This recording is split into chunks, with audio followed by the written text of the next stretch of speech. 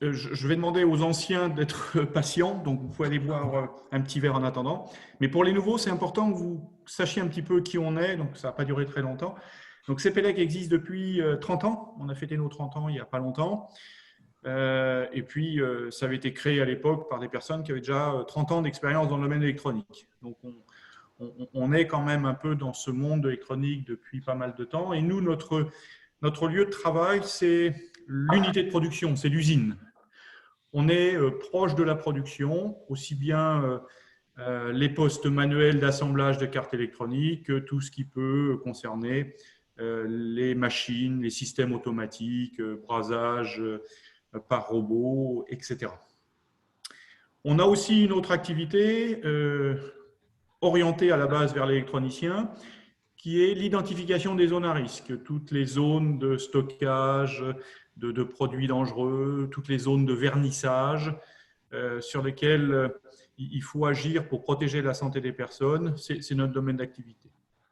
Un autre point aussi qui s'est fortement développé, toujours dans la thématique de sécurité des personnes, pour nous ça c'est important, c'est le traitement des fumées issues du brasage, manuel ou automatique, ainsi que toute la pollution générée par les applications laser, marquage sur des composants électroniques, marquage sur des produits finis, donc tout ce qu'on appelle les particules et les composés organiques volatiles. C'est nos activités principales. Alors, on est là sur un accompagnement. Ça, pour nous, c'est important. C'est-à-dire qu'on est là dans le temps, déjà apprendre à se connaître les uns les autres et que vous connaissiez aussi CPELEC et notre organisation pour accompagner donc nos électroniciens dans l'optimisation de leur process d'assemblage. Donc, notre process, c'est un diagnostic sur site. Hein, on vient vous voir. On essaie d'essayer d'identifier avec vous vos problématiques parce que ce n'est pas évident. Et une fois qu'on a identifié, on va vous proposer soit des expertises plus approfondies, qui peuvent être des audits, soit des formations de base, formations qualifiantes. 80% de nos formations sont des formations personnalisées, en fonction des besoins. Et puis, derrière, des propositions de solutions techniques. Donc, c'est-à-dire qu'en gros, on vous apporte une offre globale et, comme je le répète encore, un accompagnement dans le temps. Oui, Pascal? Merci. Donc, on est là, nous, pour vraiment travailler avec le collaborateur, faire en sorte qu'il soit dans des conditions de travail optimum, aussi bien pour sa sécurité que pour derrière une productivité. Donc, on est orienté sur tout ce qui est ergonomie, sécurité, qualité de vie au travail. On l'a vu par l'environnement, hein, faire en sorte que, si on parle des ESD, mettre une chaise ESD, oui, mais qu'elle soit quand même assez ergonomique et qu'elle puisse répondre au process. Derrière, tout ce qui est identification des zones à risque, protection, et puis traitement des particules et CO. Accompagnement, offre globale, on l'a vu, hein, on vous propose en gros l'ordinateur et le logiciel, comme ça si ça ne va pas, vous savez à qui vous adresser. Donc on va vous dire que là, il faut peut-être vous améliorer, il faut progresser. On va vous former, on va vous fournir des produits. Si ça ne marche pas, on reviendra et on refera avec vous. On a une obligation de résultat et on s'engage sur ce point-là. Donc, quelques exemples, hein, des audits de process, qualification d'alliage, formation de type ESD, IPC, et puis des solutions techniques liées à l'ESD, brasage, etc. Alors, on a abordé tout à l'heure nos points concernant l'usine avec les process, la sécurité. On agit aussi dans d'autres domaines d'activité. On prenait tout à l'heure le marquage lié marquage laser sur les composants. Eh bien, aujourd'hui, on intervient sur du marquage, mais dans tout ce qui est cosmétique, agroalimentaire. On va proposer des services à très forte valeur ajoutée. On va travailler sur le document unique, identifier les risques, être capable d'apporter une composition des COV, recycler les filtres usagés, tout un ensemble de choses de ce type-là. On intervient aussi pour l'identification des zones à risque, sur la rédaction complète des procédures de consignation, ce qu'on fait actuellement avec des sociétés comme Vicat. Donc, en partant de notre histoire, plus de 30 ans dans le domaine de l'électronique, eh bien, on s'est appuyé sur nos forces et nos partenariats avec nos experts et nos fabricants pour pouvoir proposer à d'autres typologies de clientèle. Donc, l'équipe CPELEC intervient sur France, Suisse, Belgique. C'est une trentaine de personnes, donc des salariés de CPELEC, les experts avec qui on a un très fort partenariat et nos partenaires fabricants chez qui on représente quelque chose et qui nous accompagnent vraiment. Merci. Donc, toute l'équipe CPELEC reste à votre disposition pour pouvoir répondre à vos questions et n'hésitez pas à nous recontacter. Je laisse la parole à Pascal. Merci Jean-Pierre. Eh bien, donc une petite présentation Movigo. Donc pour ceux qui ont déjà participé, j'ai voulu changer, je vous ai fait une petite vidéo qui résume assez bien.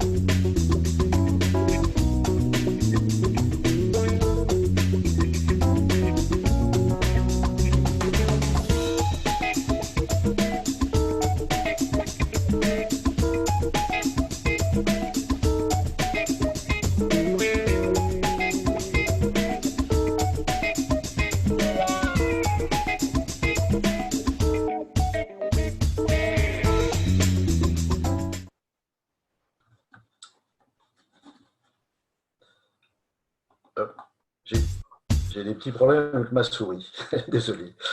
Alors, la semaine dernière, donc on a vu, enfin les semaines précédentes, pardon, on avait commencé par une sensibilisation sur les ESD, donc on avait vu qu'est-ce que c'est que les ESD, comment on en génère, pourquoi surtout on doit s'en préoccuper. Je vous avais donné aussi quelques chiffres des événements ESD puis la sensibilité humaine. On avait vu qu'il y avait 3 sources d'ESD. On avait aussi regardé quels sont les problèmes qui sont générés par les décharges électrostatiques. Et puis, on avait vu les normes concernées, les normes internationales. Ensuite, on avait vu le test du marcheur, donc le walking test. Donc, on avait vu pourquoi il était devenu obligatoire, comment on devait le faire. Et puis, je vous avais fait voir une application aussi où on avait pu utiliser le test du marcheur pour montrer l'inefficacité des bracelets sans fil.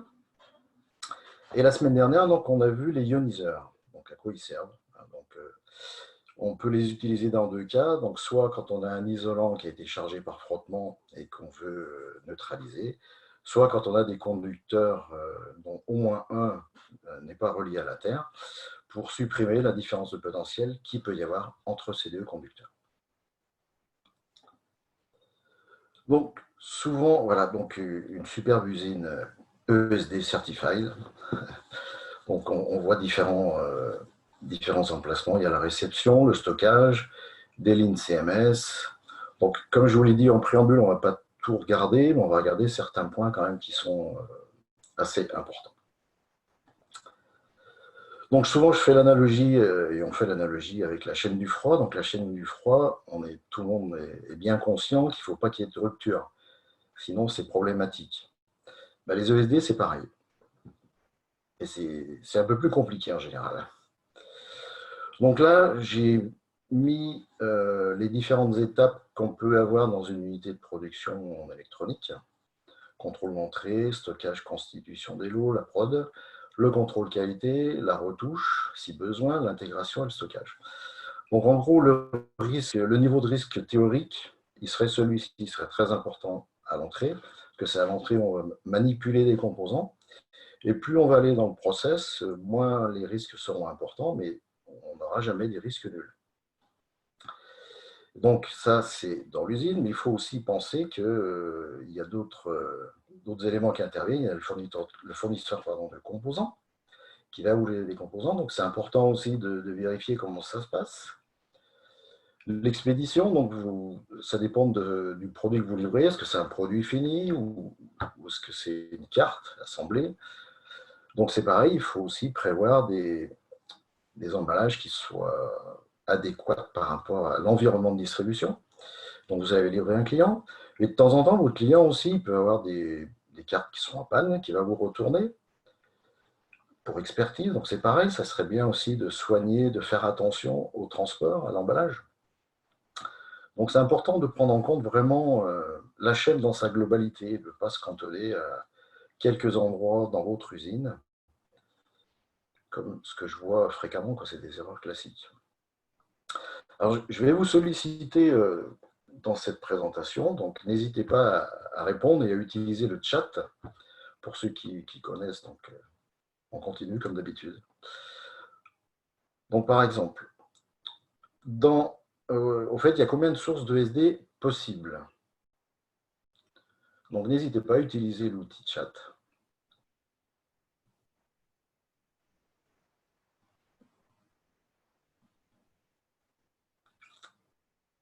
Lancez-vous, hein, n'hésitez pas. Ah, j'ai des réponses différentes.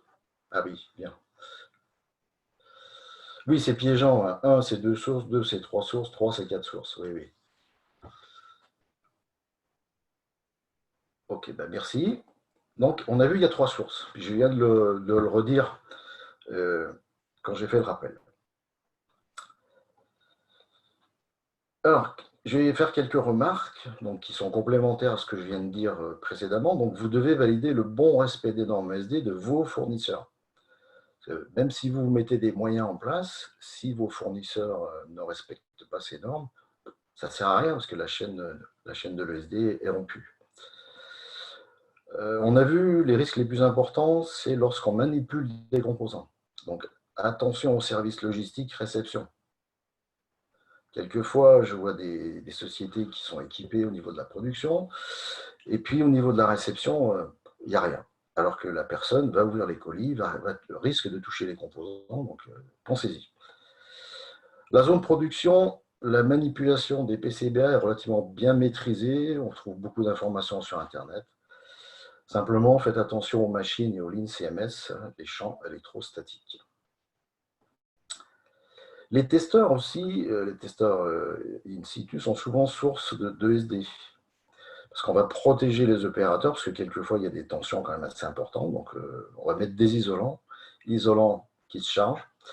Alors, des solutions existent pour protéger les opérateurs et les éléments sensibles. N'hésitez pas à questionner ces PELEC. Donc là, on va se pencher sur la zone l'EPA, ESD Protected Area. Donc ça, c'est un exemple que j'ai vu, qui est bien, parce qu'au moins, l'entrée est bien matérialisée. Donc il y a le testeur ici, on teste les 2 pieds. La seule chose ici qui manquait, par exemple, c'était le registre pour enregistrer les tests. Bon. Alors il y a différents outils qui existent. Il y a des testeurs de bracelets et de chaussures, plusieurs modèles. Des modèles simples avec des modèles qui permettent de commander, par exemple, l'ouverture d'une porte. Il y a une sortie qui permet d'actionner un relais, par exemple. Des tourniquets. Alors, le petit risque de ces tourniquets, c'est que les opérateurs comprennent très vite que derrière, il y a un petit contact qui permet de shunter. Donc, on peut arriver à shunter le truc et à rentrer sans se tester. Mais bon. Comme, de toute façon, le contrôle des ESD est basé sur la confiance et l'autonomie, donc ça marche. Ça, c'est un modèle un peu plus sophistiqué, non, qui ne fait pas le café encore, mais qui est intéressant parce que vous avez un affichage digital, par exemple, des valeurs de résistance qui sont mesurées. Alors, on voit clairement le pied gauche, le pied droit, parce qu'on a besoin de savoir ce qui se passe, et puis la valeur de la résistance de la personne avec le bracelet. Alors, pourquoi c'est intéressant? Parce que maintenant, par exemple, avec ce type d'appareillage, on peut aussi tester les gants, les doigtiers ou même les outils. Alors qu'avec un testeur sans affichage digital, on ne pourra pas parce qu'on est limité à la résistance de 35 mégohms. Alors qu'avec un gant, un doigtier ou un outil, on a besoin de savoir que la résistance est inférieure à 10 puissance 9, 1 gigaohm. Donc cet outil nous permet, entre autres, de valider, par exemple, des gants, des doigtiers, et même des outils, je pense, par exemple, des tournevis ou des pinces coupantes. Ça nous permet de mesurer la résistance de l'outil et de la personne, et de voir qu'on peut être conforme. Ça peut être intéressant. C'est un sujet qui est nouveau dans les normes, puisqu'il est apparu, je dirais, avec l'édition 2018 du guide. Il y a un appareil qui est présenté, mais qui est quand même assez cher, je trouve, et c'est le seul qui existe sur le marché à ce jour. Bon, avec ce type de testeur, on peut arriver à faire des tests et des mesures de résistance, d'outils ou de gants. Alors j'ai mon ami Colombo qui vous pose une question. Au fait, quelle est la valeur maximum de résistance que l'on mesure au testeur pour les bracelets? Est-ce que c'est 35 mégohms, 10 puissance 8 ohms ou 10 puissance 9 ohms? Pareil, je vous laisse répondre sur le chat.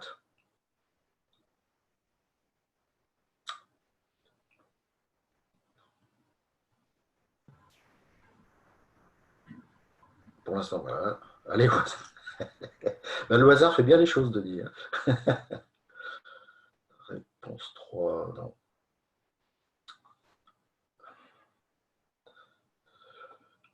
Alors la bonne réponse, c'est 35 mégohms. Pour le bracelet, c'est 35 mégohms. Pour les chaussures, alors les chaussants, c'est-à-dire chaussures ou talonnettes, la norme qui a été mise à jour parle de 10 puissance 8. Mais le bracelet, c'est toujours 35 mégohms.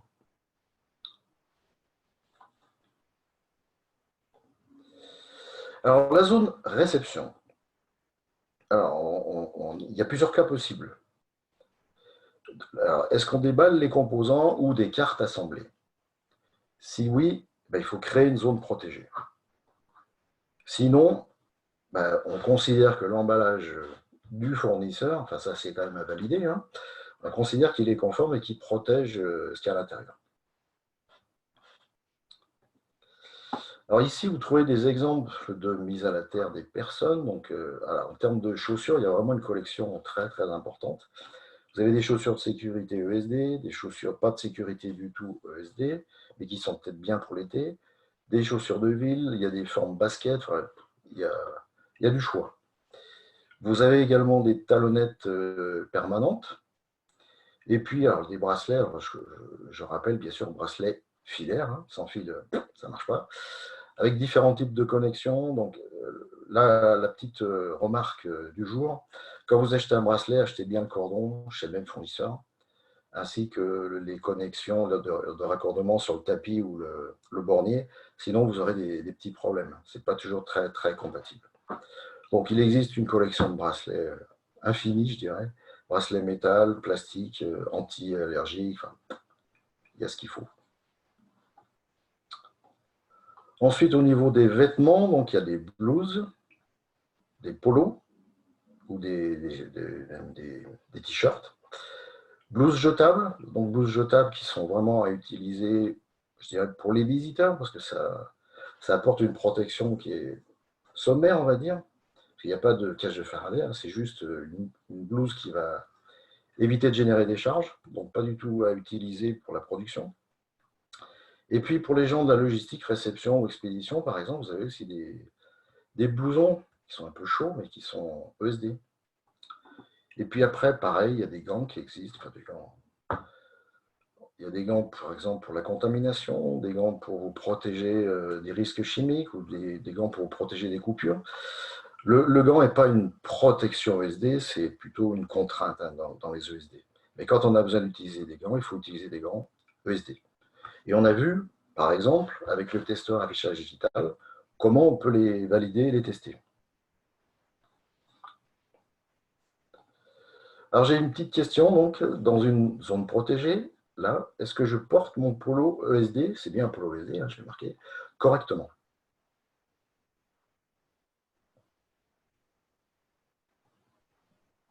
À votre avis?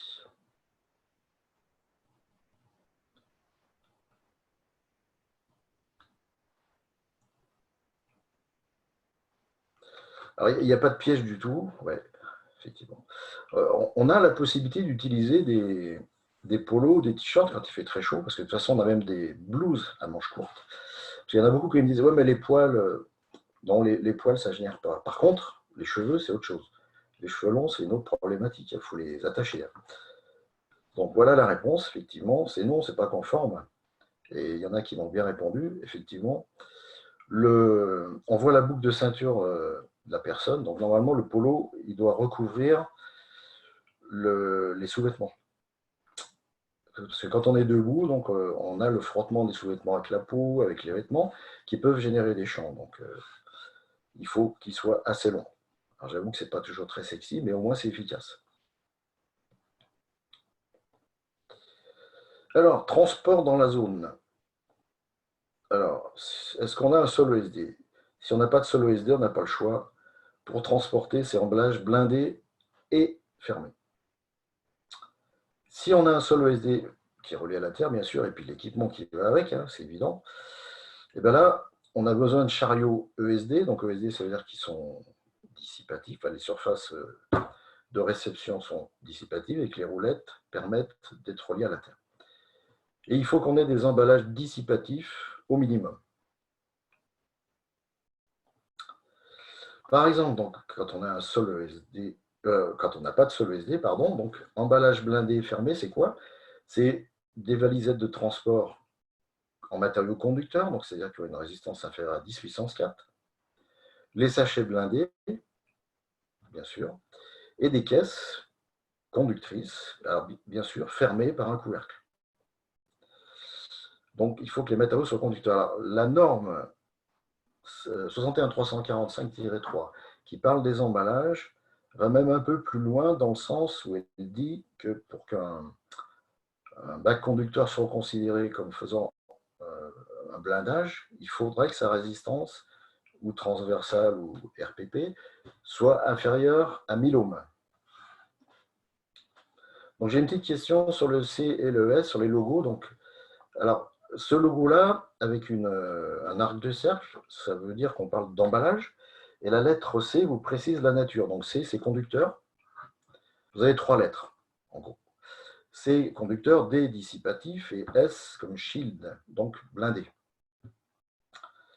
À ce jour, il y a une 4e lettre qui existe, qui est le F comme field, mais qui va être supprimée parce que personne ne fabrique ça. Donc, il y a une mise à jour en cours sur cette norme et le F va disparaître.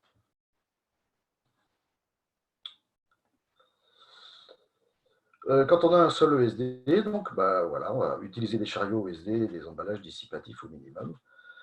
Donc voilà, par exemple, un sachet rose. Donc normalement, on ne le voit pas clairement ici, mais il y a un logo D comme dissipatif. On peut avoir des caisses noires. Il y a même des caisses de couleur maintenant, rouge et jaune, qui sont dissipatives. Voilà, des chariots, de la mousse. Alors, il faut faire très attention à la mousse. Il y a plusieurs sources d'approvisionnement. Il y a des gens qui sont des spécialistes de l'emballage qui proposent de la mousse rose soi-disant antistatique, mais qui ne l'est pas. Donc, il faut être très vigilant selon les sources d'approvisionnement sur ce type de produit.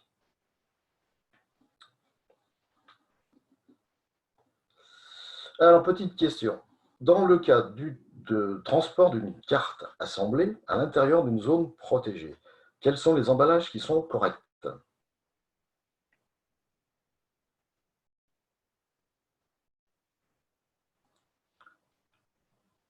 N'hésitez pas à répondre.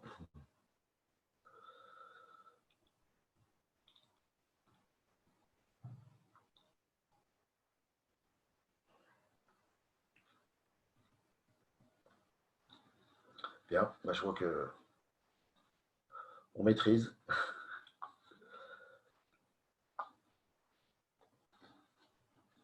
Alors, juste, voilà. Donc, les 3 sont acceptables. On a besoin, dans une zone protégée, que de dissipatif, mais un sachet blindé, il fera très bien l'affaire aussi. Hein. Ou une boîte conductrice, pas de problème. Après, c'est un peu du luxe, mais ça fonctionne. Ici, voilà, on a des exemples de sol. Par exemple, alors là, c'est Gerflor, fabriqué en France, Cocorico. Des tapis anti-fatigue.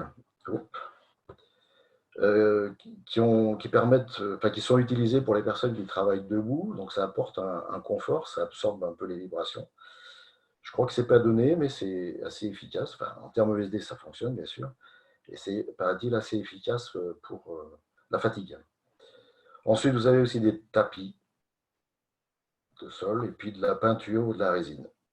Donc, il y a des avantages, des inconvénients dans tous les cas. Les inconvénients, enfin, les avantages, par exemple, de la peinture ou de la résine, c'est que ce sont des coûts qui sont, alors des coûts d'investissement qui sont très abordables. Par contre, il y a de l'entretien, donc il faut voir ce que ça donne sur le moyen et le long terme. On a une disparité des résistances électriques. Ce n'est pas facile de maîtriser, ça dépend vraiment du savoir-faire de celui qui va mettre en place cette solution. Après, on a des solutions comme les tapis ou les dalles qui sont plus chères, mais qui sont très, très homogènes en termes de résistance et très efficaces. Donc après, voilà, c'est à chacun de voir un petit peu ses contraintes. Et bien sûr, quand on met du sol, il ne faut pas oublier de mettre des feuillards de cuivre pour assurer la continuité électrique et des points de raccordement à la terre. Et il faut également les tester, ces points de terre, quand ils sont accessibles. Donc maintenant, on va parler du stockage. Donc le stockage, il existe différentes solutions ESD, bien sûr, des armoires de déshumidification, des armoires classiques, parce que de temps en temps, on a besoin de stocker, je sais pas, de la documentation ou autre, ou même des produits, et des étagères. Donc bien sûr, elles doivent toutes être conformes.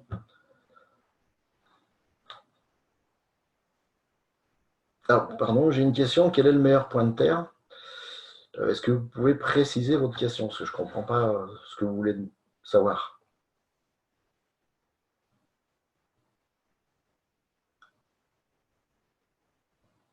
Je vous laisse répondre et puis je reviendrai après. Donc, des exemples de produits de stockage, vous avez les bacs à bec, porte-bobines, des plateaux thermoformés, qui peuvent être dissipatifs ou conducteurs, c'est au choix. Et bien sûr des caisses, comme on a vu tout à l'heure.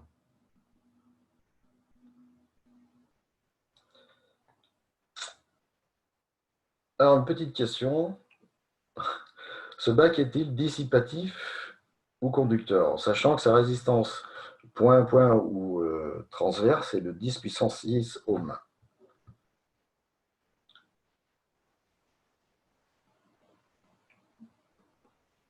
À votre avis?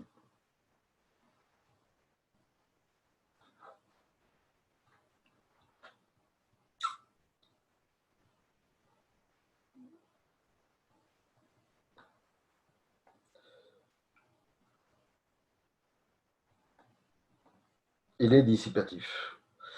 On est conducteur jusqu'à 10 puissance 4.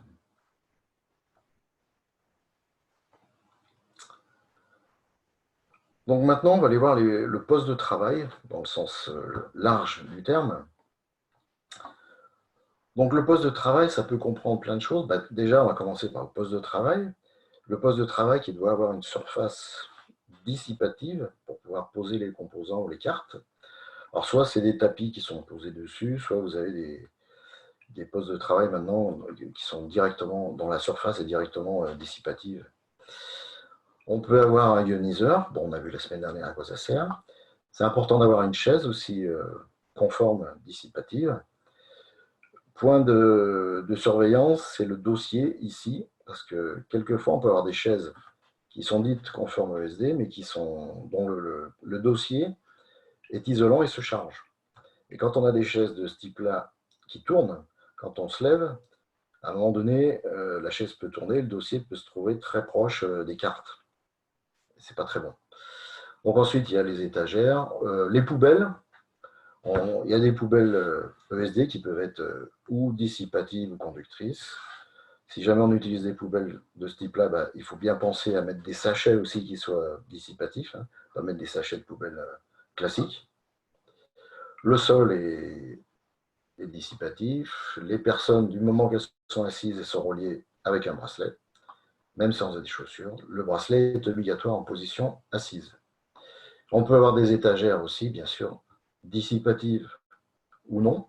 Si elles ne sont pas dissipatives, il faut mettre une indication comme quoi on n'a pas le droit de poser des éléments sensibles. Puis il faut faire attention aussi aux classeurs, parce qu'en l'occurrence, là, c'est du carton. Donc ça, c'est pas trop accepté dans une zone protégée, même pas du tout. Et puis attention aussi aux feuilles, aux pochettes. Il faut qu'elles soient antistatiques. Voilà, puis à côté, on peut avoir une armoire avec des bacs. Donc vous voyez, je vous parlais de bacs dissipatifs de couleur jaune. Donc on commence à avoir des couleurs. Par contre, j'avoue très humblement que je n'ai pas trop de recul sur la tenue dans le temps. Je ne sais pas comment ça se comporte au bout de quelques années, alors que les bacs conducteurs, ça ne bouge pas. Voilà donc au niveau du poste de travail. Après, il y a plein de petits accessoires qui sont hyper importants. Pour les personnes qui veulent absolument boire sur leur poste de travail, il y a des gourdes conductrices. Vous avez aussi des pinceaux qui sont dissipatifs ou antistatiques. Il faut y penser parce que je vois beaucoup de pinceaux de peintre qui ne sont pas vraiment faits pour aller frotter des cartes. Hein. On a aussi des petits flacons, pourquoi pas, des tournevis, des outils, des pochettes antistatiques et même des stylos ESD. Alors ça, ouais, c'est un peu une blague, mais ça existe, il y en a qui en vendent. Hein. Mais je ne vois pas trop l'intérêt parce que ça ne va pas générer grand-chose. Donc, puis personne ne va écrire sur une carte. Bon. C'est un commerce. Alors, je ne sais pas si j'en ai parlé, mais au fait, est-ce que vous connaissez la distance de sécurité qu'il doit y avoir entre un élément sensible et un isolant? Est-ce que c'est 10 cm, 20 cm ou 30 cm?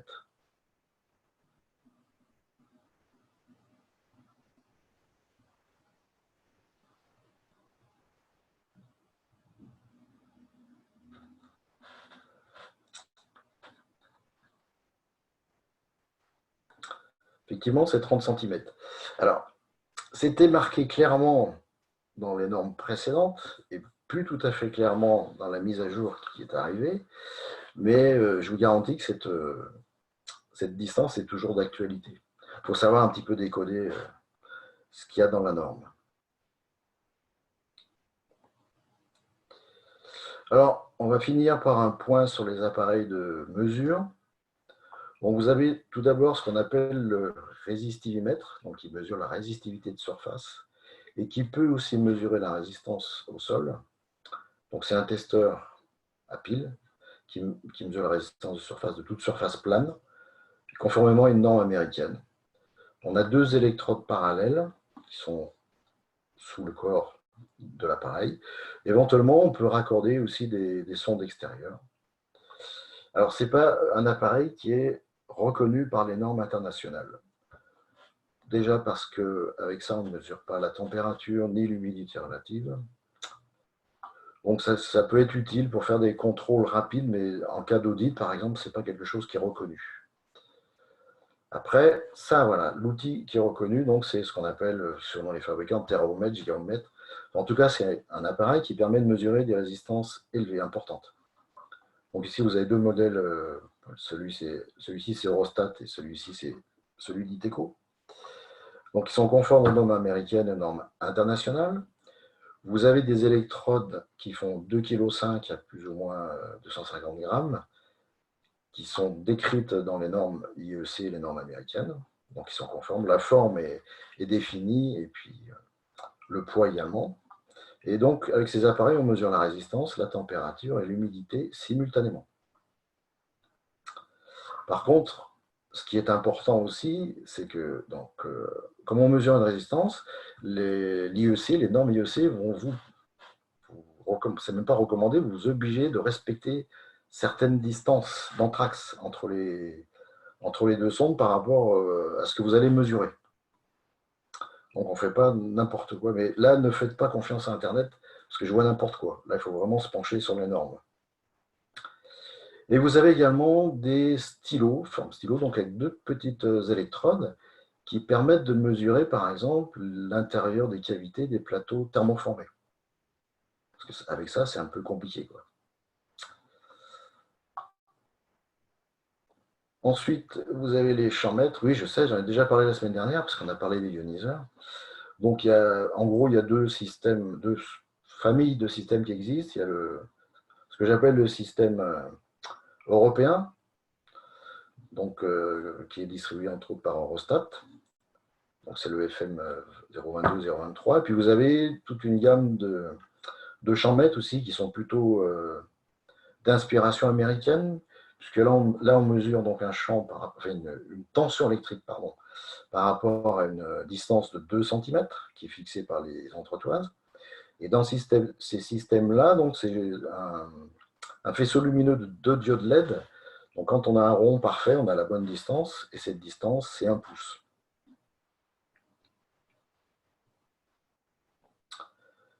Et ensuite, on a les voltmètres portatifs sans contact. Alors, ça sert à quoi?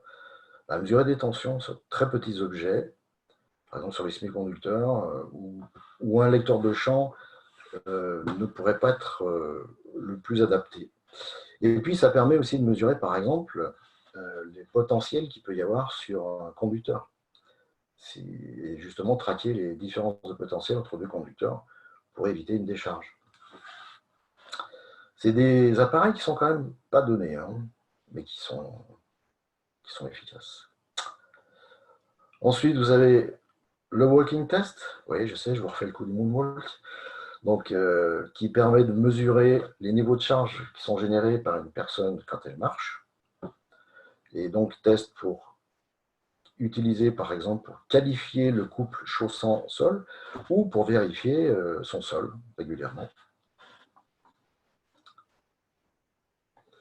Ensuite, il y a d'autres types d'appareils qui existent. Vous avez celui-ci, le SD Pro, qui permet de détecter, de compter les événements ESD, type décharge humaine, type du composant, du produit chargé et du modèle machine, qui sont par exemple survenus dans une machine. Ça devient intéressant, par exemple, dans des machines, parce qu'on pourrait se dire qu'on peut utiliser un champ-mètre. Et le problème, c'est que le champ-mètre, on est obligé d'appuyer sur le bouton pour faire la mesure. Et quelquefois, les machines sont protégées, on n'a pas la possibilité de faire la mesure. Donc ça, c'est un appareil, on pose à un endroit, et lui, il est en veille, donc la machine va faire sa fonction, elle va bouger, puis on va pouvoir compter et mesurer les événements ESD qui sont arrivés.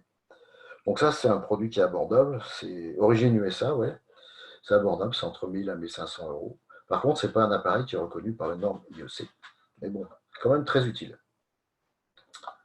Ensuite, vous avez le Graal, qui lui, en plus, permet de mesurer. Donc, on a un affichage. De mesurer et compter les événements OSD, pareil, dans les 3 modèles, qui sont survenus, par exemple, dans une machine. Pas distribué en France. Origine USA.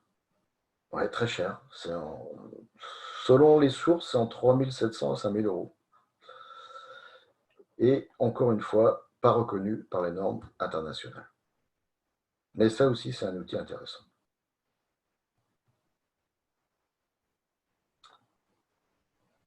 Voilà, j'ai fini pour cette présentation.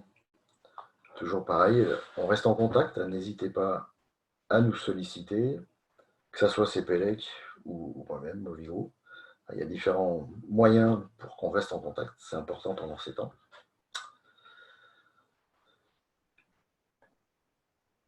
Et puis donc, questions-réponses. Alors, je vais juste revenir à la question à laquelle je n'ai pas répondu. Donc, c'était Mika. Quel est le meilleur pointer? Vous pouvez ouvrir votre micro, par exemple, et m'expliquer ce que vous voulez savoir, si vous êtes d'accord.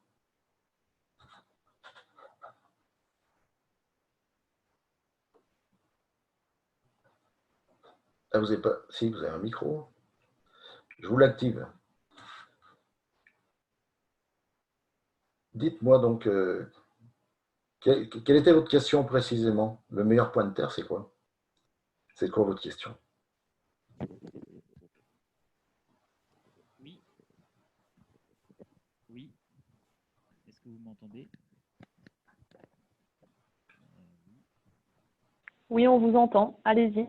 Alors, non, moi je voulais savoir où est-ce qu'on pouvait prendre la meilleure terre, si c'était directement sur une structure du bâtiment ou sur le sol, ou si on devait reprendre la terre du bâtiment, du secteur, enfin sur le Ah, circuit électrique. d'accord.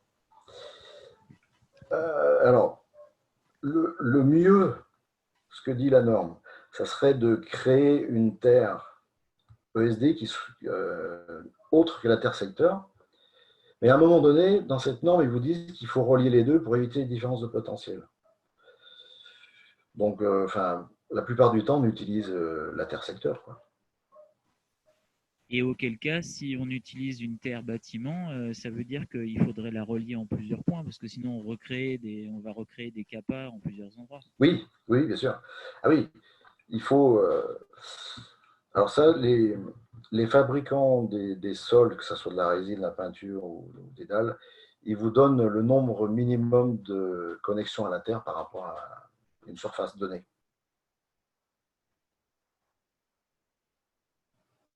Ok, ça répond à ma question. Ouais.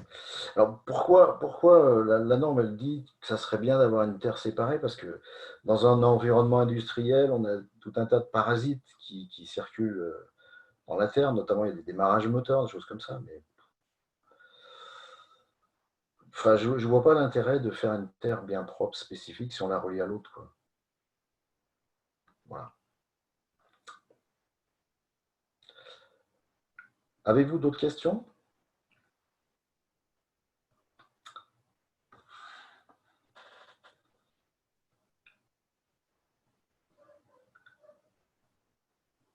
Ouais. Alors j'ai une question. Est-ce possible de nous rappeler les différences entre les sachets CD, SCF au niveau de l'utilisation, surtout zone protégée et non protégée? Alors, on a vu C, conducteur, D, dissipateur, S, shield et F, field. Le F, vous l'oubliez, vous n'en verrez pas.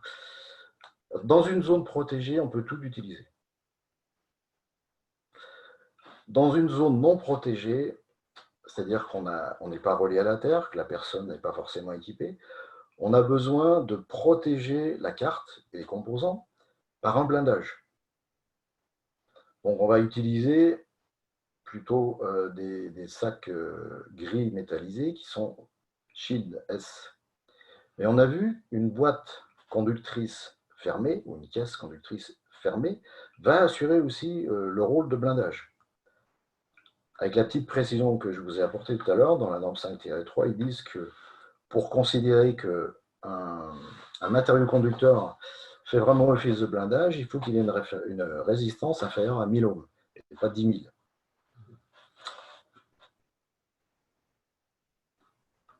Je ne sais pas si ça répond. Enfin, je ne vois pas quoi vous dire de plus.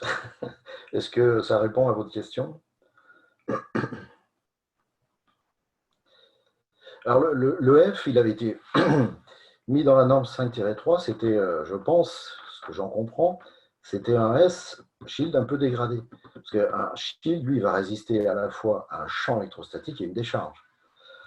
Donc, je soupçonne un fabricant de sachets qui a eu des problèmes de fabrication, qui a dit, bah tiens, j'ai des sacs blindés qui ne sont pas conformes, pourquoi pas essayer de proposer un produit dégradé, quoi.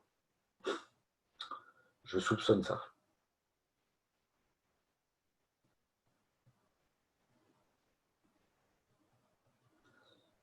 Avez-vous d'autres questions?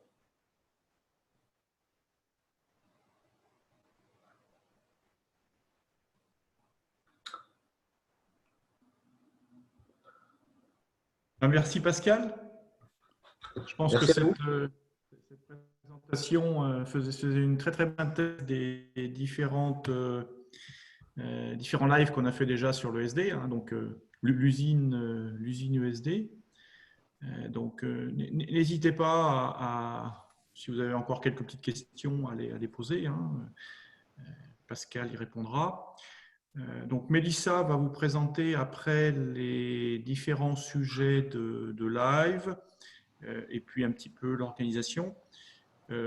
Moi, je tiens déjà à vous remercier, Pascal pour ces présentations qui sont faites. Alors, il faut savoir qu'on a mis ça en place il y a maintenant un peu plus de 3 semaines. Ça a été mis en place par l'équipe CPLEC qui est organisée par Mélissa de manière un peu spontanée pour garder le contact avec nos clients. Donc, les présentations que vous voyez, c'est une première en fait. Hein. Donc, même si on s'appuie sur certains supports, il a fallu organiser ça. Donc, Pascal a bien travaillé là-dessus.